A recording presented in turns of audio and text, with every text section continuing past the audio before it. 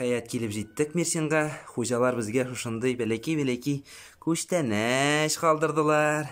Бәләки кызларым шулар белән чәй эчәләр. Кызларым, ничек кәефләр, әйбәтме? Елмайыгыз.